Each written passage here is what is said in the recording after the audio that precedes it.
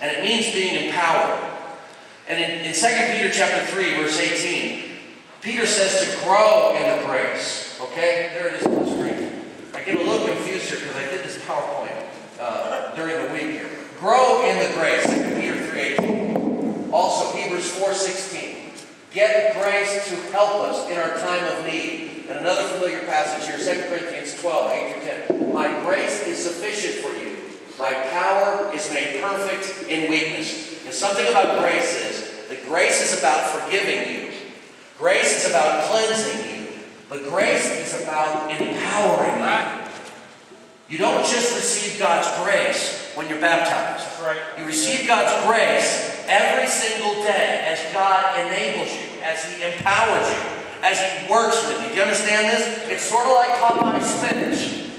It's there for you every day. Now, go to the next picture. Back in the 1930s, I'm doing something wrong here. You know what? Let me do that. Sorry. I'm trying hard. That mic is a man up. I got a man up here, all right.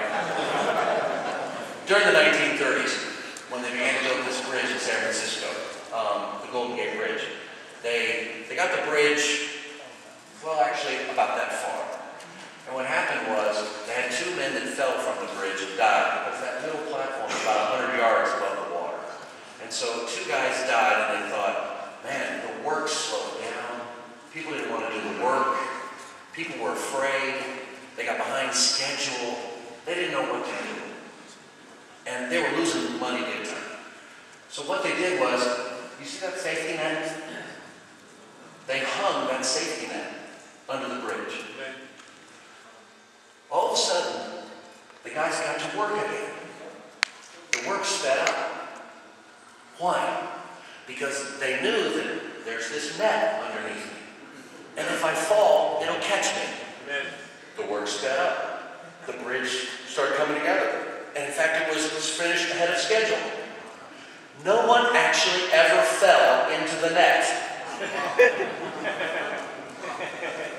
But because the guys were working with confidence, the work sped up and the bridge got finished. That's God's grace. That's God's grace. You know, we started off today by talking about a vision for the world. We need to have a vision for the world, which we have not come close to winning. We're only in 39 cities out of 600 cities around the world that need churches. We've got to have a world vision in Virginia. We got to have a vision for winning this state. There's 7 million plus that go to bed, that don't have Jesus Christ. We need to reach those people. We need to dream of doing great things. Becoming deacons, becoming an elder, becoming a Bible talk leader, being fruitful. Amen. We need to dream about advancing the cause right there where you live, in your neighborhood, in your city in Virginia. Now, how are we going to do this? The only way to do it, Mike, I am a sinful man. I'm not all that talented. I'm just an ordinary guy, just like me. I'm a sinner who's been touched by God's grace. But that's the point. How are we going to do this? God's grace is going to work. It's God's grace. That's why we can dream. It's God's grace that we can target cities. It's because of God's grace that we can say, I'm going to lead a Bible talk. I'm going to become an evangelist. I'm going to win my family.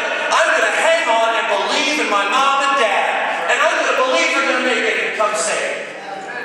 That's God's grace that helps us. Go all around the world and go right down the street where we live. Will you turn it over to Jesus? Will you allow God and the brothers in your life to train you? Will you get a world vision for what He can do, and then know that, like the woman at the well, it's just that grace that enables you to do it? I said, let me walk in the field. He said, no, walk in the town. I said, there are no flowers there. He said, no flowers, but a crown. I said, but the air is thick, and fogs are veiling the sun.